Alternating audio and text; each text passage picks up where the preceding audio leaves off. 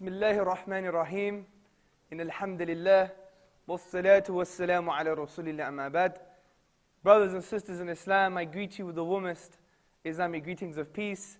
Assalamu alaikum wa rahmatullahi wa barakatuh. My dearest brothers and sisters, today is a very important topic. Because today we're going to address how can we give good reasons for the existence of Allah subhanahu wa ta'ala to the wider community, to the non-Muslim community. How can we articulate a positive, strong case for the existence of Allah?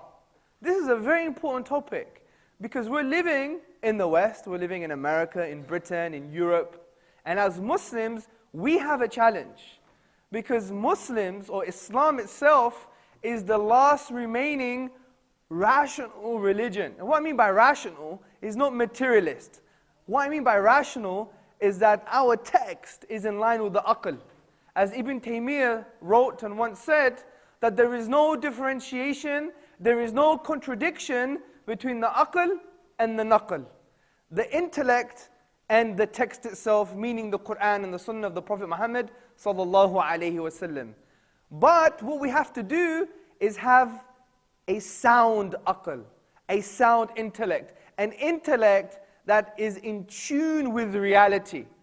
So what we have to do as Muslims is to stand up to the challenge of the neo-atheists, the Richard Dawkins of the world, the Sam Harris of the world, the Christopher Hitchens of the world, and say, hold on a second, we have a tradition that is very strong. Not only does it revive people's hearts, but it elevates the intellect of man, and it shows very good reasons that the divine exists. And this is what I want to hopefully show you today, so we could have a conversation today, so we could address strong arguments for the existence of Allah, and respond to atheist contentions, respond to the question that the atheists may pose to the Muslim. Now before I get into the arguments, I want to discuss something important. Something which really talks about our own very existence as human beings. Because we have to realize, brothers and sisters, atheism, in my humble opinion, has nothing to do with science or philosophy. It's to do with psychology. Because in the Quran, if you think about it, Allah subhanahu wa ta'ala rarely mentions the point of atheism. Rather, always talks about tawheed, the oneness of Allah subhanahu wa ta'ala, the power of Allah, the oneness with regards to His names and attributes, the oneness with regards to His rububiyyah, His lordship, uluhiyyah, oneness with regards to singling out Allah subhanahu wa ta'ala in worship, and singling Him out with regards to seeking help and aid. This is the Quran. It's full of tawheed, full of the oneness of Allah. And in some places, it mentions, it makes us reflect upon the reality of the universe. Can it come from nothing? Can we exist just out of nothing? Can we come into being out of nothing? And the reason I think this is the case is because atheism is an issue of the heart. And I want to start something that really relates with regards to the issue of the heart. And I want you to listen very carefully. And think about your own very existence when I talk to you about this. Now, brothers and sisters, without Allah, is there any true value in life? Ultimate value. I'm not talking about subjective value, a value that we attribute to our own selves. I'm a nice guy. I want to be an engineer. But I'm talking about the ultimate value for our life. In absence of the divine, in absence of God, in absence of Allah, is the ultimate value. Because think about this. You could spend your whole life trying to be a doctor, or your whole life trying to find the cure to cancer. You could spend your whole life trying to seek justice and peace in the world, and be a politician that does achieve global peace. If our lives just end in the grave, we become worm buffet, does it really matter if we existed at all? Think about this. If there is no akhirah, if there is no divine, if there are none of these concepts, does it really matter even if we existed? If I lived my life as a devil, and you lived your life as an angel, Who cares if there's no divine? Who cares if there's no divine accountability? Similarly, without the divine, brothers and sisters, is there any ultimate meaning? Any ultimate purpose? Now you may say, the meaning of my life is I want to become a doctor. The meaning of my life, I want to become an engineer. But this is self-delusion. You're playing with your own life.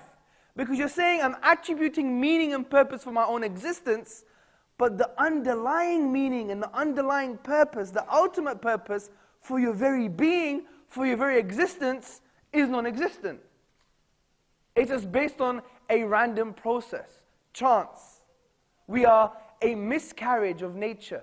We are the cosmic orphan. Because a human being is left to ask the question, why? We're different from animals because they're driven by their instincts to live their life. However, the human being is a cosmic orphan. This is why the American writer once wrote, being born, the very act of your birth is like being kidnapped and sold into slavery. Because you didn't choose your parents. You chose your parents? Did you choose you being Pakistani? No. Or Bengali or Somali? Did you choose your DNA? Did you choose the very birthplace of your birth? Did you choose the country that you're going to be born into? You didn't choose none of these things, people. You didn't even choose your social biological context. And we say we're free? We're enslaved to these things. So how do we achieve true freedom? Well, we have to understand our context. Are we going to be a slave to social, biological processes? Are we going to be a slave to ourselves? Or are we going to be a slave to Allah? Because enslaving ourselves to Allah subhanahu wa ta'ala is the only thing that will give you true freedom. You may think, I'm free. I can choose to do what I want to do. But having choice doesn't necessitate you are actually free. Because you could be enslaved by your choices. Because your choices are driven by what? Social, biological circumstance and your own desires. So you're always enslaved to something, people. So what gives you the true freedom?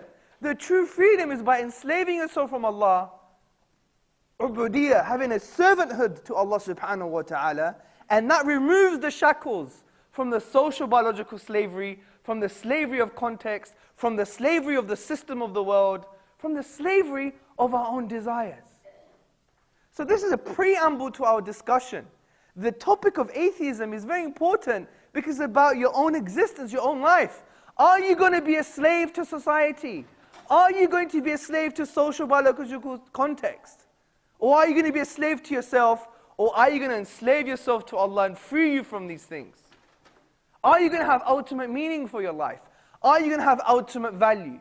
This is the emotional preamble, the emotional context to our discussion. Because it's important. Because think about it this way. From an atheist worldview, if we are just molecules, we're just matter, then I ask you the question, does it really matter? Think about it. Why do we attribute values to these things? A bombing somewhere of innocent human beings, from an atheist perspective, is not killing of innocence. It's just a rearrangement of molecules. Think about it. Because if you're just carbon and rearrangement of molecules, then we're just a rearrangement of matter, of energy. So this leads nicely for us now to enter into a very rational discussion upon the existence of Allah subhanahu wa ta'ala. Now we've dealt with the emotional, existential context, which basically means, what does it mean to exist? Without Allah, we don't really have any meaning or value. So brothers and sisters, listen very carefully to some of the arguments I'm going to use to give a good case for the existence of Allah. And these arguments belong to the Quran. Now we have to be very careful when we argue, or when we discuss, or we have a conversation with someone, that we do not use a basis for our discussion, or a premise for our discussion, that doesn't belong in the Quran and the Sunnah. This is very important, because sometimes we could enter into blameworthy kalam. Now blameworthy kalam is not talking and being philosophical, that's fine. It is using your basis for your discussion and it not being related to the Quran and Sunnah. It's very important.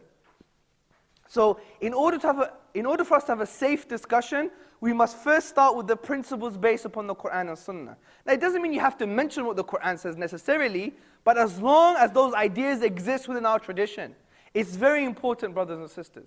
So let's take the first argument. The first argument I call is that Allah makes sense of the beginning of the universe. Allah subhanahu wa ta'ala makes sense of the beginning of the universe. Now we know, according to the Quran and the Sunnah, that we don't believe in the eternality of the universe. We don't believe the universe is eternal. Okay? This was one of the responses of the atheists. Like a famous atheist called Bertrand Russell, he made the claim and said, you know what? The universe is a brute fact. It's just there, has no beginning, no end, it's eternal. The type of Aristotelian view that unfortunately some of the Muslims adopted in the age where we didn't really understand what the Quran and Sunnah was talking about. This is why the likes of Ibn Taymiyyah came along and actually dealt with these arguments. So the Quran says, no, the universe had a point and had a beginning in time. Now this is exactly what the scientists say, because they talk about the Big Bang. Has everyone heard of the Big Bang? Now, the Big Bang, according to cosmologists, is that space, matter, and energy and time were all created at an event called the singularity. Okay? Called the singularity. And the whole of space-time was actually created. The whole of space-time was actually created. And there are various models of the Big Bang, but each variation of the model necessitates a beginning in time. This is almost a consensus and ijma'a amongst the cosmologists, amongst the scientists. This is why Alexander Vilenkin, he's one of, if not the best, theoretical cosmologists on the planet. Alexander Vilenkin, he says, look, this is proof now.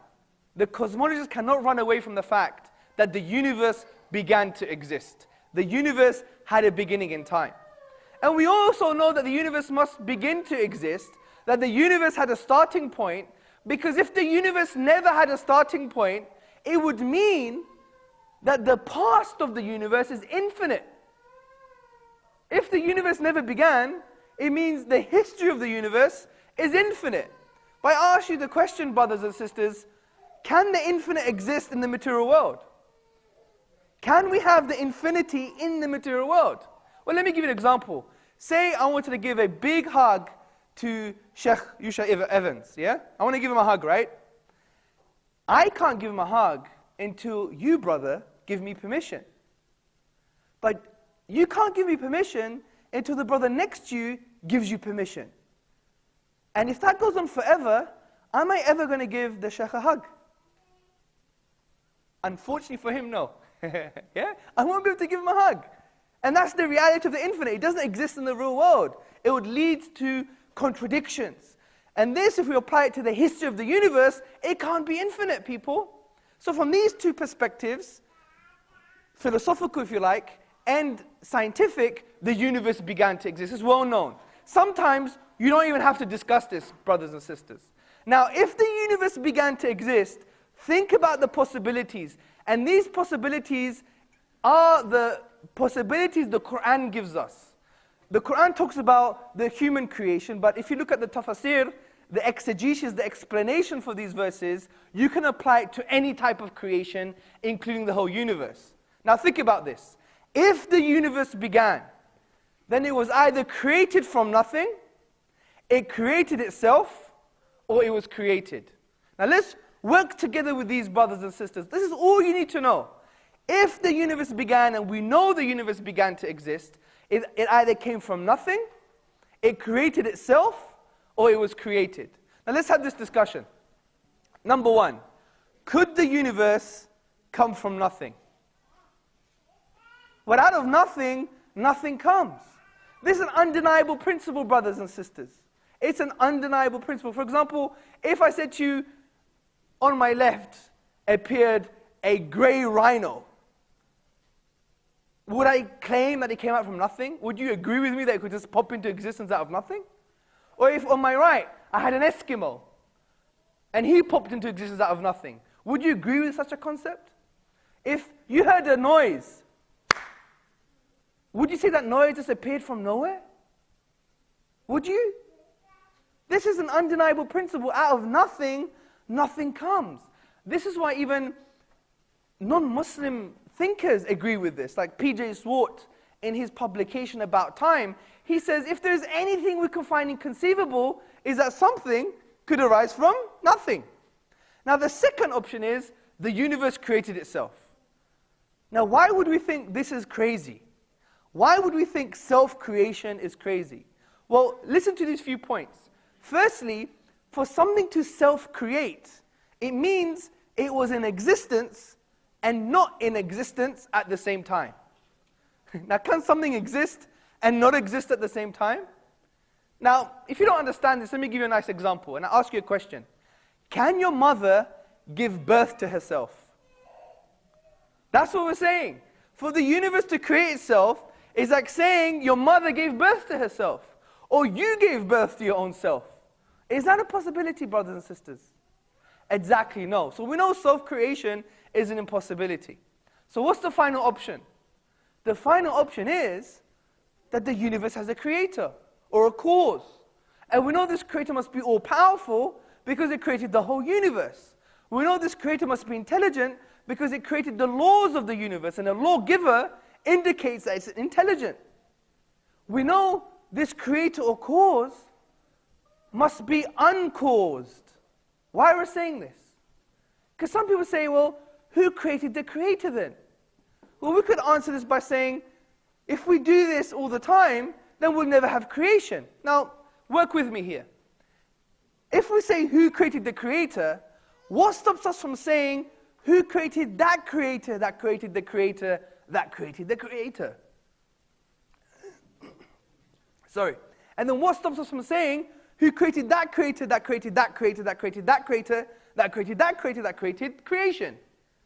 But then what stops us from saying, well, who created that creator, that created that creator, that created that creator, that created that creator, that created that creator, that created that creator, that created that creator, that created creation? If I do this forever, would we ever have creation? Would we ever have creation? No. Just like the example I gave you by hugging the sheikh. I would never hug the sheikh if I had to ask permission from someone and that permission had to go on forever. Similarly, with creation and the creator, it just wouldn't make sense if we have a forever chain of creators. It just wouldn't make sense. So necessarily, he has to be uncreated. So what we've done here, brothers and sisters, just using our aql, we've come to agree with what the Quran said 1400 years ago. We know Allah subhanahu wa ta'ala said in the 112th chapter, قُلْ هُوَ اللَّهُ أَحَدٌ اللَّهُ الصَّمَدُ لَمْ يَلِدْ وَلَمْ يُولَدْ وَلَمْ يَكُنْ لَهُ كُفُوًا أَحَدٌ. Say, Allah is one, the uniquely one, ahad, uniquely one. He's the eternal, the absolute. He begets not, nor was he begotten, and there is nothing like unto him. So look what we've done, just by analyzing the universe that it began to exist. We know it couldn't come out of nothing. We know it can't self-create. Therefore, it must have a creator. Very simple argument. And wallahi, brothers and sisters, you pose this to an atheist, and the majority of them won't have a way out. It's a simple argument based upon the logic of the Quran. Universe began to exist. It either came from nothing, it created itself, or it had a creator. Absolutely simple. If there are other options, then entertain the options, but there are no other options. So our explanation is the best explanation. Look how simple that is. And you guys could go out into your community and actually discuss this with an atheist. Say, look, we know that the universe began to exist. It's not eternal. If that is the case, it either came from nothing, it created itself, or it has a creator. Isn't this simple in essence, brothers and sisters? So, that's the first argument. Now we have another argument, which is like the design of the universe. Let me give you the simple form. Now, I would like you to imagine something. Come with a journey to me. Say we're on a camel, okay? We're riding on a camel, and we're riding in the vastness of the Sahara Desert. And in the Sahara Desert, we see this. A BlackBerry. Or if you like, an iPhone. Yeah? We see an iPhone or a BlackBerry in the middle of the desert, And we scratch our heads and we raise the question, how did it come to be? Now there are some possibilities. The first possibility, it came there by chance. Somehow in the desert, the oil came up and it created plastic to form the casing. And the sand melted away to form the glass and the silicon. And somehow, via these random processes, you found your own mobile phone number on the phone, in the phone. That's the first option. The second option, it was put there, or it was designed to be put there. Now, what's the best explanation? That it came via a random process, via chance, which is a high improbability, or it was put there by design? Well, we know the best explanation is design because the chance hypothesis is not a rational hypothesis. Do you know why? Because these probabilities are so improbable. To use them as an explanation would mean you can't have a conversation anymore. You could say to an atheist, you know what, Mr. Atheist? I don't believe my mother's my mother anymore. I believe that she's a pink elephant and she was born on Pluto and she flew here on a Mustang. Now he may say to me, Mr. Tzortzis, you're crazy. And I may reply, but there's a chance. That's how silly chance is. These type of improbabilities are so mind-reeling, so crazy, that to use them as a justification for anything just means you can't have a conversation anymore. So the best explanation is design. So if we expand this example of the desert and the mobile phone to the whole universe itself, which is far more complex than a mobile phone, then we have the only one explanation, which is design. Which is design. Now, an atheist's response to this, and you can find this in Richard Dawkins' book, The God Delusion, on page 157, 158. He says, you know what? Design is a strong argument, but he said, I have a problem. Well, who designed the designer? Now think about it. He said, who designed the designer? And we could respond to this in two ways. The first way is, even in science, the best explanation doesn't require an explanation. Think about this. If we went onto the moon, and we were digging away, and we found a BlackBerry, some parts of the camera, the microphone, photographs, pottery, arrowheads. What would be the best explanation? The best explanation would be is that there was some kind of civilization. Now, if someone comes along and says, you can't claim such a thing, we don't know what their names are, we don't know where they came from, does that mean our explanation is not the best explanation anymore? Of course it does. But also, if you say who designed the designer, then we could say the same thing. Well, who designed that designer that designed the designer? Then we could say exactly the same thing. Who designed that designer that designed the designer that designed the designer that designed the designer that designed the designer that designed the designer that designed the universe? If we do this forever, are we ever going to have design, the universe itself? No. So to claim who designed the designer is equivalent of saying that there is no universe. So there must be an undesigned designer. So that's the second argument, brothers and sisters. So there's two arguments we've posed here. The first argument is that Allah makes sense of the beginning of the universe. The second argument we've posed is that Allah makes sense of the design of the universe. So we give a very simple example with the mobile phone. Now, I want to give you another argument, which is the Quran itself. Because I believe the Quran is a proof for the existence of Allah.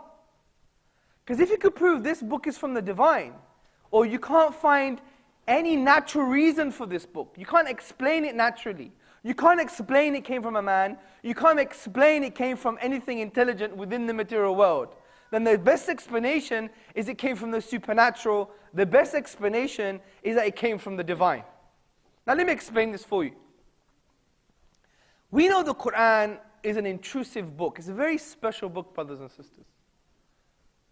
Because the Quran is the only religious book that seeks to engage with your aql, with your intellect.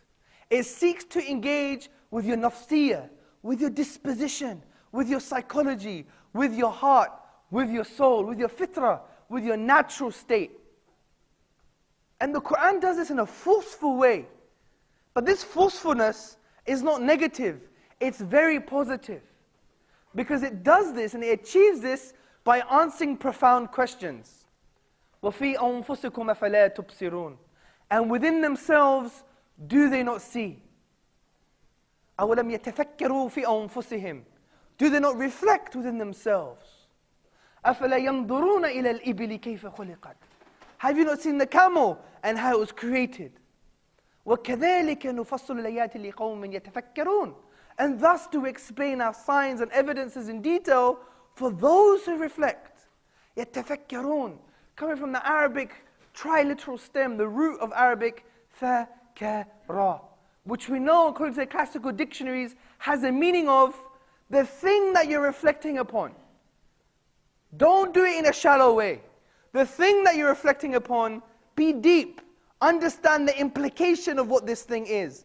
What does it mean? So the Quran calls for deep thinking. So we see the Quran is a book for a thinking human being. It encourages thinking. It really plays with our mind with good questions about man, life, and the universe. And it also gives us things to think about our own self, reflecting within ourselves. Now you may think, wow, amazing book. An atheist might say, that's a very interesting book. It makes you think. It asks questions. It doesn't say, believe just because I said so. It's not based on blind faith. But the Quran goes even further than this, brothers and sisters. It goes even further than this. As the Quran says in Surah Baqarah, verse 23, وَإِن كُنْتُمْ فِي رَيْبٍ مِمَّا نَزِلْنَا عَلَىٰ عَبْدِنَا فَأْتُوا بِسُورَةٍ مِّن مِثْلِهِ وَادْعُوا شُهَدَاءَكُم مِّن دُونِ اللَّهِ إِن كُنْتُمْ صَادِقِينَ. And if you are in doubt, look, the Quran is talking to the doubters, the skeptics, the atheists, the humanists, the philosophers, the scientists, the thinkers. Everybody. If you're in doubt about this book that we have revealed to our servant, referring to the Prophet Muhammad sallallahu alaihi wasallam, then bring one chapter like it. One chapter. And call on your witnesses and your supporters besides Allah, if you are truthful. In kuntum sadiqeen. If you're truthful in your claim. And we know the original background to this verse, the explanation, according to the Mufassirun, like we have chains of narration related to Ibn Abbas radiallahu anhu, Qurtubi, Ibn Taymiyyah, Al-Ghazali, Ibn Kathir, Tafsir al-Jalalain. We have an ijma'a of the ulama that this verse has something to do with the language of the Quran, the uniqueness, the brilliance, the eloquence, the peak of eloquence, the sea of rhetoric of the Quran itself. Because we know 1400 years ago, when the Quran was revealed, it was revealed upon a people who were the best at expressing themselves in the Arabic tongue. This is why the Orientalists, those people who studied Islam and the Oriental sciences, claimed that the people 1400 years ago were Arabic linguists par excellence, which basically means they were the best. This is why the historian Ibn Rashid, he writes that the socialization of society was built so much that they would celebrate on two things: the birth of a boy and when a poet rose amongst them. A poet rose amongst them. And the Quran came down to challenge them and said, if you don't think it's from the divine, then bring something like the Quran. And they all failed. This is why Walid ibn al-Mughira, the most famous poet of the time, claimed and exclaimed, by Allah, this is not from a human being. This is what he said. Even swore by Allah. And the reason we know the Quran is truly something that cannot be matched. In technical language, it means inimitable. You cannot imitate its language. You cannot imitate its form. The reason for this is because the Quran has a unique form. It's not like Shakespeare. Who's heard of Shakespeare? Put your hand up. Okay, also known as Sheikh Zabur. Yeah? So Sheikh Zabur, for example, you may like some of his stuff based on subjective experience. For example, O Romeo, wherefore art thou, O Romeo, deny thy father and deny thy name? In Romeo and Juliet. Or you can make it more Islamic. O Abdullah, deny thy mother, deny thy tribe. Yeah? The point I'm trying to say is that it's not based on how we appreciate the language. The Quran is an eloquent book. It is a peak of eloquence. But it's also unique in the mechanics of the language, the form of the language, This is why the Orientalist A.J. Arbery, he said the Quran is a unique fusion of poetry and prose. Because the Quran cannot be described as poetry, because it doesn't conform to any of the Arabic rhythmical patterns called al-bihar. We also know it cannot be prose, because it's not straightforward speech, and it's not rhyme prose. Rather, it's Quran. This is why David J. Stewart, which is the only Orientalist of our modern times discussing the unique form of the Quran, says the Quran is none of these things, it's unique. This is why it hasn't been matched. Now you may think, I have to know Arabic to appreciate this. I have to know Arabic to know that the Quran is a linguistic miracle. No, you don't. And I want you to take this journey with me. I want you guys to put your hand up if you believe that Greece as a country exists. We all believe that Greece exists. I ask you a question. How do you know? Who's been to Greece before? Oh my God, none of you have been to Greece before? But you believe Greece exists? Now you may say, but I've seen it on a map, Hamza. Okay, so if I took this book and imagine it's a map, and I drew a map, and in the Pacific Ocean, I put a triangle. And on that triangle I said, this is the island, and it's called Fufula. And I'm from the island, I'm a Fufulonian. Would you believe me? Now, have you spoken to a Greek person before? In Greece? No. So how do you know, brothers? You have yaqeen. You have certainty that Greece does exist. How do you know? Videos. So if I made a video of the Fufulonians, yeah? Would you believe me? Just because you saw a video? Maybe it's a mass conspiracy, akhi. On YouTube. Even on YouTube, if we did a video on YouTube saying, for example, I'm Chinese. 你很漂亮. 我喜欢英国茶. 我们出去当了. Would you believe me? That I'm Chinese? Just because I make that claim? So what? So why? Why on earth do you believe that Greece exists? Social studies? According to social studies, I'm a terrorist, man. You're going to believe I'm a terrorist? So why do we believe Greece exists? Sorry? You're close.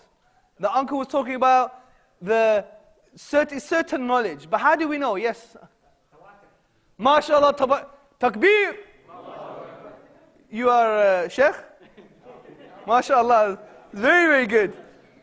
The uncle was saying it's tawatur, which basically means it's the science of mutawatir reporting, which is recurrent reporting.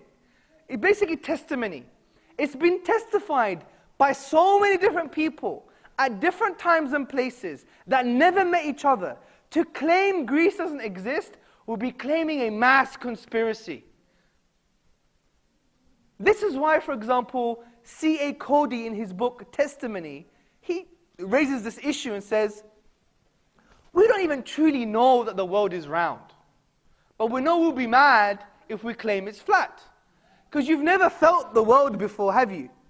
Or you've seen it on a map, but that's secondary sources. How do you know it's not like a fake globe? Do you see? You may see the mathematics, but you may not even understand it. We agree with it because it's tawatur, it's recurrent reporting, it's mass testimony.